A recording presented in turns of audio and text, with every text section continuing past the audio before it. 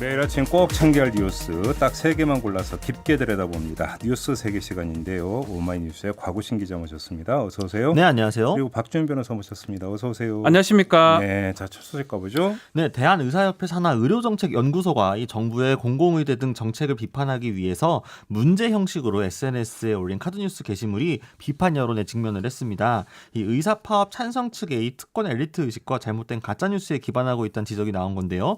연구소 측은 비난이 쏟아지자 이 게시물을 수정 후 재업로드했는데 이마저도 논란이 일면서 결국 완전히 삭제했습니다. 뭐 전교 1등 운운했던 그거 이야기하는 거죠? 네, 맞습니다. 네. 전교 1등 한 번도 못 해본 저 같은 사람은 저요 뭔가 상실감을 좀 느끼면서. 전교 1등 하는 사람 몇 명 있겠습니까? 전교 한 명씩밖에 없는데. 우리 박주현 변호사 했을 것 같아요. 아닙니다. 저는 공부 못 했습니다. 자랑입니다. 네. 네. 아버님 전해주시죠. 네, 이제 방금 말씀해주신 그 문제가 제일 컸습니다. 이제 당신의 생사를 판가름지을 중요한 진단을 받아야 할 때 의사를 고를 수 있다면 누굴 선택하시겠습니까? 라고 질문을 던지면서 네. 매년 전교 1등을 놓치지 않기 위해 학창시절 공부에 매진한 의사 A와 성적은 한참 모자르지만 그래도 의사가 되고 싶어 추천제로 입학한 공공의대 의사 이제 B 이렇게 선택지로 제시가 된 건데요.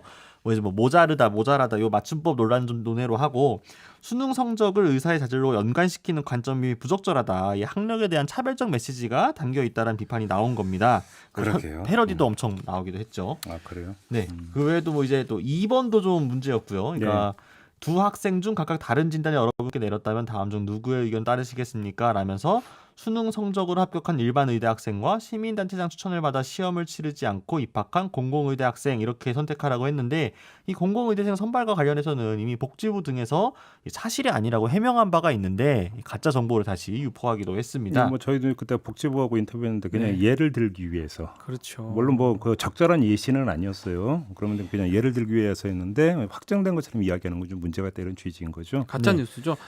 뭐 세 번째도 얘기하시죠. 네, 그래서 또 이제 문제 4번도 좀 온라인에서 논란이 크게 일었는데요. 폐암 말기로 당장 치료제가 필요한 생명이 위독한 A 씨, 생리통 한약을 지어 먹으려는 B 씨 이렇게 둘 중 건강보험 적용은 누구에게 되어야 할까라는 질문이었는데 이게 한약처 건강보험 적용 문제 관련해서 비판하기 위한 의도였지만, 그러니까 생리통을 마치 좀 가벼운 좀 걸로 치부를 하면서 폐암 말기와 왜 이걸 비교를 하고 결국 이 생리통과 여성에 대한 어떤 편견에 기반한 것이라는 지적이 나오면서 이 부분도 꽤 논란이 컸습니다. 아니 이걸 왜 선택적으로 제시를 해요? 지금 건보공단에서 그냥 다 하겠다는 거 아닙니까? 그게 사실 또 많이 얘기가 나죠. 공감도 왜 안 가고요. 양자택일이냐. 저는 아니 이런 돌리면 감기 환자는 그러면 건강보험 적용 안 하는 겁니까?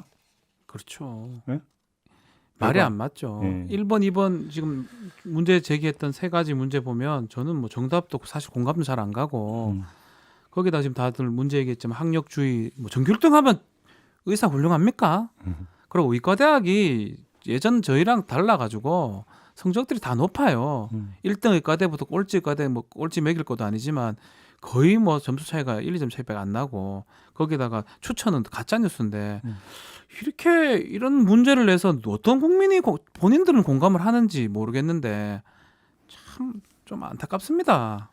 아유, 한숨이 나옵니다. 네. 이게 뭡니까 이게 뭐 하는 짓입니까? 아무튼 사과는 했죠. 네, 의대 증원 및 공공의대 문제에 대해 쉽게 풀어쓰고자 하는 과정에서 부적절한 표현으로 불쾌감을 드린 거 사과드린다라면서 앞으로 국민과의 소통을 위해 겸손히 더 노력하겠다라고 글을 올렸습니다. 근데 이제 수정된 게시물도 정작 이제 일부 표현만 바뀌고 본질적인 내용은 그대로라서 비판이 계속 이어졌고요. 결국 해당 게시물을 통째로 삭제하게 되었습니다.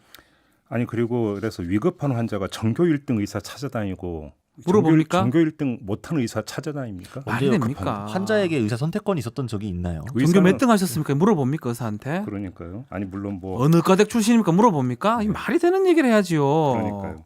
지금 위급하면 이거저거 따지지 않고 막 그러니까 가장 가까운 데 가서 빨리 당연하죠. 어떤 응급 처치를 받는 게 중요한 건데 근데 문제는 지방에 병원이 없어서 그게 안 된다 이 얘기죠. 왜 본질적인 문제를 자꾸 외면하고 이런 엉뚱한 얘기를 합니까? 음. 아 답답합니다 진짜로. 네, 우리 박준 변호사님 화나셨습니다. 네, 지금. 그렇죠. 아, 공부를 잘하면 얼마나 잘했다고요. 네. 알겠습니다. 공부가 뭐 중... 왜 저보고 그러세요? 아니 의사가 공부가 그렇게 중요합니까? 저도 전교 1등 못했다고요. 저도 못했어요. 자, 다음으로 넘어가겠습니다. 네, 미래통합당이 새 당명을 국민의힘으로 확정을 했습니다. 통합당은 2일 오후 4시께 중앙선거관리위원회로부터 등록증을 교부받으면서 국민의힘을 공식 당명으로 사용하게 됐습니다. 다만 공식 약칭은 따로 정해지지 않았습니다. 저 바로 그 여쭤보려고 했는데 그냥 국힘 이렇게 부르는 게 아니라 그냥 국민의힘 이렇게 네, 그러니까 보통 풀네임으로 부른다. 보통 이제 교부증 할 때 신청할 때 중선관위에 약칭도 같이 신청을 하거든요. 어떻게 예. 부른다고. 근데 이번 국민의힘은 따로 약칭에 대해서 이야기하지 않았습니다. 신청을 하지. 알겠습니다. 뭐 근데 뭐 압도적으로 통과됐다면서요. 네, 그러니까 전국위원회가 당초 예상보다 훨씬 순조롭게 진행이 됐습니다. 뭐 김태흠, 장제원 등 일부 의원들이 반발하면서 의원총회를 2번이나 열었던 것과는 좀 분위기가 달랐는데요. 네. 비대면으로 실시된 이번 전국위원회가서 이제 ARS 투표를 진행을 했는데 투표 결과 정강정책 개정안은 92%, 특위 설치는 96%, 당명 개정은 90% 찬성률로 통과가 됐습니다. 이제 뭐 당 홈페이지 게시판 등에 일부 당원들이 막 적극적으로 반대 의사를 표명하기도 했는데 실제 결과는 좀 압도적으로 나왔습니다. 근데 지금 의원 사연임제 제한하는 걸 좀 빠졌다면서요. 네, 그 좀 사선 연임 제한 등은 이제 원래 초안에 들어가 있었습니다만 당내 중진 등의 반발이 이어지면서 결국 빠졌다라는 지적이 나왔는데요. 예. 배준영 대변인이 서면 브리핑을 한 걸 보면은 이 사선 연임 금지 조항을 대신해서 정치개혁 특별기구 설치를 통해서 제도를 정비하며라고 넣었다고 합니다. 이것은 이제 그 정치개혁 특위 등을 이용해서 입법으로 해결을 하겠다 이렇게 이야기를 했습니다. 근데 저는 중진들의 반발할 이유도 별로 없었던 게 네. 이게 만약에 그러니까 하면 시행된 그러니까 그때부터 그렇죠. 일선으로 이제 그 계산한다라는 거였잖아요. 예. 그럼 만약에 3선이면 7선까지는 7선까지 가는 7선까지는 할 수 있는 행복한 거죠. 정말 행복한 건데. 근데 뭐 반발할 거 뭐 있어요? 그래도 사실 중간에 또 한 번 쉬어야 되는 부분이 좀 논란이 된 게 아닌가 싶기는 합니다. 그러니까 사선을 할 수는 있지만 연속으로 할 수는 없고 중간에 뭐 한 번 쉬든가 다른 공직에 몸을 담든가 이런 식으로 갔다 와야만 할 수 있는 거였기 때문에 계속 금배지를 달고 싶었던 분들, 물론 이제 그 이쪽에서 처음에 해명하기로는 그러니까 위헌 소지도 있다. 법률가적인 판단을 받아봤을 때 뭐 자문을 받아봤는데 뭐 쉽지 않다고 이야기하더라. 뭐 이런 이야기도 하긴 근데 했습니다. 지자체장 같은 경우는 삼선이잖아요. 연임으로까지만 한정이 네. 되잖아요. 네, 그렇죠. 사선이면 16년인데요. 예. 근데 아무튼 그때 그래서 이제 그 김병민 이제 국민의힘이죠. 국민의힘 정강정책 특위위원장하고 또 법안 발의했던 더불어민주당의 윤건영 의원하고 이제 차례로 연결했는데 뭐 이거는 거의 이견이 없어서 저는 것 입법까지 같았는데요. 갈 줄 알았는데 네. 또 이게 또 여기서 이렇게 그러니까 또 그러니까 변수가 생기네요. 물론 이제 입법은 아마 공동이 추진할 것 같기는 합니다. 좀 이름도 바꾼 김에 정강 정책에 좀 이렇게 긍정적으로 바꾸면 더 뭐 좀 좋은 얘기를 들었을 건데 뭐 이름은 임팩트는 있는 것 같습니다. 당자 빼고 국민의 힘 하면 주먹에 손이 이렇게 주먹을 쥡니다. 네. 국민의 힘 장제원입니다. 국민의 힘 김종인입니다. 이렇게 되거든요. 네. 그러니까 당보다는 힘은 좀 더 느껴진다는 생각이 듭니다. 그러니까 원래 이제 그 이름이라고 하는 게 이제 처음에는 그게 어떤 이름이냐 다 낯설기 마련이에요. 어색하죠 처음에는요. 근데 그 이제 뭐 금방 익숙해지는 그렇죠. 거니까요. 예. 네.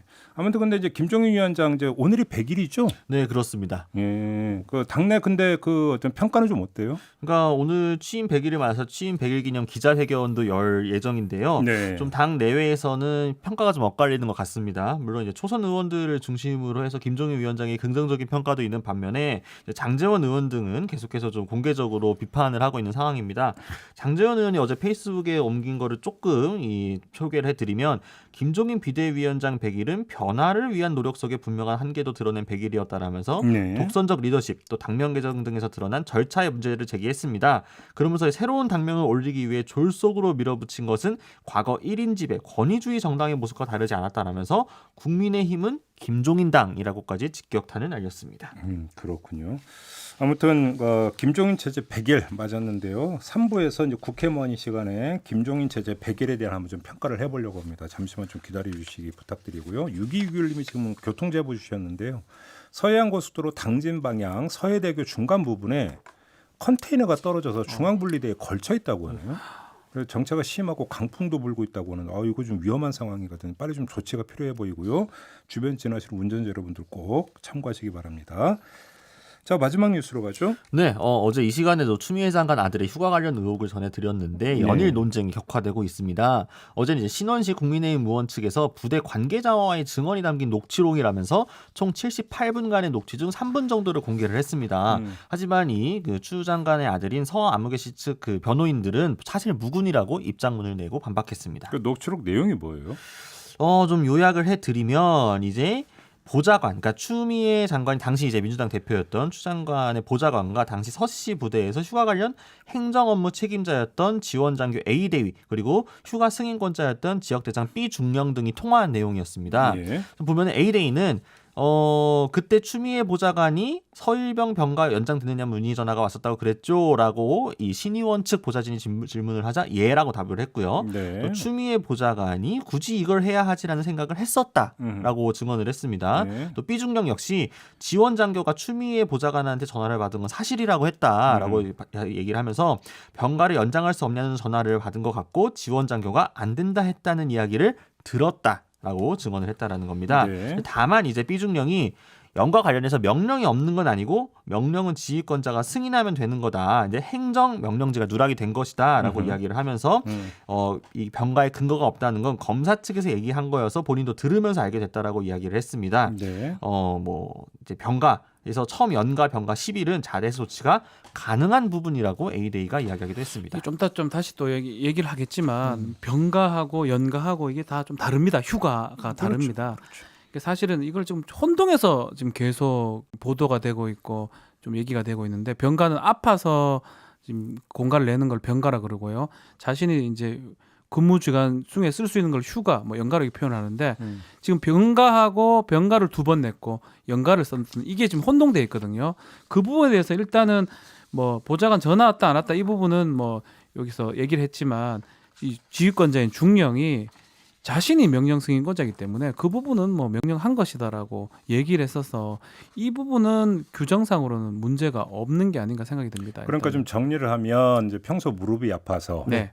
그러니까 병가를 얻어가지고 가서 이제 그러니까 수술을 받았는데 복귀 때가 됐는데 이제 그 통증이 계속돼가지고 병가 연장이 가능하느냐라고 네. 물어봤고 그게 안 된다고 해서 그럼 연가로 돌려서 연장을 했다. 그렇죠. 이거잖아요. 병가를 간단히. 2번 했습니다. 병가를 2번 했는데 규정상 병가를 2번 합치면 하루를 빼게 돼 있고요. 그래서 1차, 2차 병가를 하고 그래도 안 되니까 그럼 뭘 할 수 있냐 이러니까 네가 쓸 수 있는 휴가를 써라. 그래서 휴가를 본인의 휴가를 3일을 썼다라는 게 지금 그러면 얘기입니다. 그럼 여기서 이제 그 논점이 하나가 나오는 게 그러면 이제 복귀 시점에 복귀를 안 하고 전화로 물어서 연가 처리를 했다라는 거잖아요. 그렇죠. 간단히 정리를 하면 그러면 이것이 그 편법이고 꼼수이냐 그래서 특혜이냐 일단 이게 하나의 논점인 거고요. 네. 또 하나가 근데 왜 그 개인사인데 추미애 그 당시 당 대표의 보좌관이 전화를 하느냐? 이게 이제 두 번째 논점이잖아요. 그렇죠. 후자 같은 경우는 사실은 제가 볼 때는 뭐 논란의 소지가 없는 게 이거는 과거에도 제가 뭐 이름은 이야기를 하지 않겠습니다만 모 인사의 부인의 어떤 기차표를 보좌관이 끊어가지고 그때 문제가 된 적이 있었거든요. 이거는 어떤 그 국회의원의 공무를 보좌해주기 있는 보좌관이 아들의 뭐 병가든 연가든 이걸 만약에 처리를 했다면 그거는 분명히 좀 문제로 지적이 돼야 된다. 네. 이건 분명한 사실인 것 같고요. 네. 이제 문제는 이제 근데 본질적인 문제는 이게 특혜고 정말로 탈영인데 이걸 탈영으로 봐야 되는지 안 돼. 이 부분이잖아요. 그렇죠. 그 부분을 지금 계속 좀 논의를 이제 하고 있는데 뭐 첫 번째 지금 우리 진행자가 지적했던 그 규정상의 부분 그렇게 전화를 해서 할 수 있냐. 그거는 사실은 뭐 전화해서 된다, 뭐 직접 와서 신고를 해야 된다 이런 건 규정이 없습니다. 가장 중요한 거는요. 이 명령권자, 지휘권자의 승인 부분입니다. 지휘권자가 승인이 안 떨어졌는데 그렇게 보면 그건 당연히 군무 이탈이 되는 거고요. 그렇죠. 그러니까 지휘권자가 승인을 했고 그 방식이 보고 방식이 전화 방식이든 직접 대면 보고를 하든 그런 부분은 규정이 없는 거거든요. 그래서 명령이 떨어집니다. 당신은 휴가다. 우리 군대 갔다 온 사람 다 알 거예요. 총원 31명, 현재원 30명, 휴가 1명, 연가 1명 이렇게 얘기를 하거든요. 네. 그게 규정대로 승인된 대로 되기 때문에 지금 이 비중령이 녹취 자료 국민의힘에서 제공한 녹취 자료를 보더라도 본인이 지금 명령을 했다고 하는 거니까 그 말만 들어도 병가, 연가, 휴가 부분은 문제는 사실 없어 보입니다. 규정상. 그러니까 처리 과정상 연가로 처리하는 과정에서 문제는 없다. 없어 보입니다. 예. 그러니까 이 말이 보통 이제 그러니까 21개월 전체 근무 기간 동안에 58일을 휴가를 썼기 때문에 이게 황제 휴가다라는 식으로 프레임을 짜는 거는 저는 그건 좀 말 앞뒤가 안 맞는 생각이 들고요. 23일 휴가를 이제 처음에 병가 열흘을 쓰고 그다음 9일을 두 번째로 쓰고 마지막에 연차를 써가지고 총 23일을 쉰 건데 이제 지금 제일 문제가 되는 거는 이제 처음에 병가를 쓸 때 그럼 이게 행정적으로 자료를 제대로 제출한 게 맞느냐라는 부분이었는데 이 부분에 대해서는 지금 삼성 서울병원 측의 그 진단서나 소견서 등을 서울 동부지검에서 받아갔다. 네. 그리고 이 서류 자체는 본인들이 이제 준비를 다 했던, 그러니까 없는 건 아니었다라고 이야기를 하고 있고요. 그리고 이제 마지막 2차 병가에서 연가로 넘어가는 이 시점에서 이게 보좌관이 연락을 했는지 뭐 어쨌든 이 부분이 좀 해명이 될 부분은 있겠습니다만 보통 이제 당직을 쓸 때 보면은 군대에서 당일날 휴가 복귀자들이 미리 그 준비가 되어, 그러니까 리스트가 있고, 근데 만약 미복귀 사안이 하게 되면은 연락을 해가지고 최대한 이제 그 미복귀 탈영, 근무 이탈이 되지 않게 하기 위해서 지휘관 재량으로 미리 연락을 해서 뭐 추가로 휴가를 더 쓰게 할 수 있게 해준다라든가 행정적인 편의를 봐준 경우들이 많거든요. 그러니까 이제 이 과정에서 이게 연가를 썼으니까 이게 무조건 특혜다 이렇게 몰고 가는 거는 조금 근거가 부족하지 않나. 군대 다녀온 사람들은 거의 대충 알 겁니다. 뭐 알겠습니다. 그게 잘 됐다는 건 절대 아니고요. 그렇게 가능한 부분이고 그러다 보니까 지금 좀 국면을 전환시키는 것 같아요. 규정 위반이 아니고 뭔가 보좌관을 통해서 힘을 행사했다.